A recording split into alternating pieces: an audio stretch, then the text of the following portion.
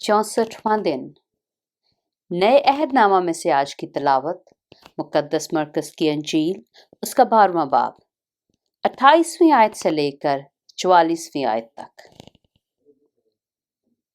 और फकीहों में से एक ने उनको बहस करते सुनकर जान लिया कि उसने उनको खूब जवाब दिया है। वो पास आया और उससे पूछा कि सब हुक्मों में अव्वल कौन सा है।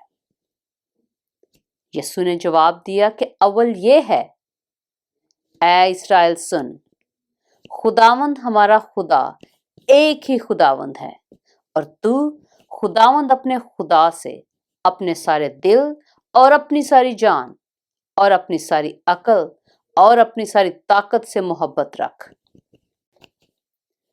दूसरा ये है कि तू अपने पड़ोसी से अपने बराबर मोहब्बत रख। इनसे बड़ा और कोई हुक्म नहीं। फकीह ने उससे कहा, ऐ उस्ताद, बहुत खूब, तूने सच कहा कि वो एक ही है और उसके सिवा और कोई नहीं, और उससे सारे दिल और सारी अकल और सारी ताकत से मोहब्बत रखना, और अपने पड़ोसी से अपने बराबर मोहब्बत रखना सब सोख्ती कुर्बानियों और ज़बीहों से बढ़कर है। जब यीशु ने देखा कि उसने दानाई से जवाब दिया तो उससे कहा, तू खुदा की बादशाही से दूर नहीं। और फिर किसी ने उससे सवाल करने की जुर्रत ना की। फिर यीशु ने हैकल में तालीम देते वक्त ये कहा कि फकीह क्यों कर कहते हैं कि मसीह दाऊद का बेटा है।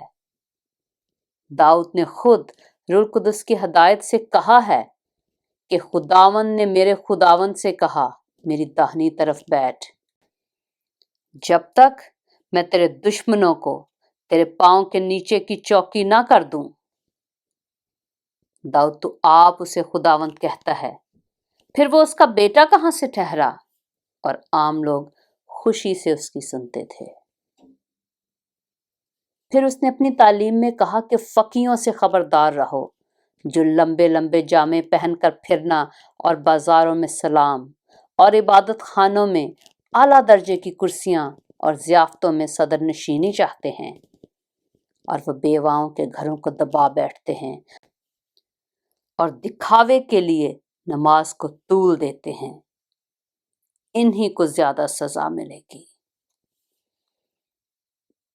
फिर वह हैकल के खजाना के सामने बैठा देख रहा था कि लोग हैकल के खजाना में पैसे किस तरह डालते हैं, और बतेरे दौलतमंद बहुत कुछ डाल रहे थे।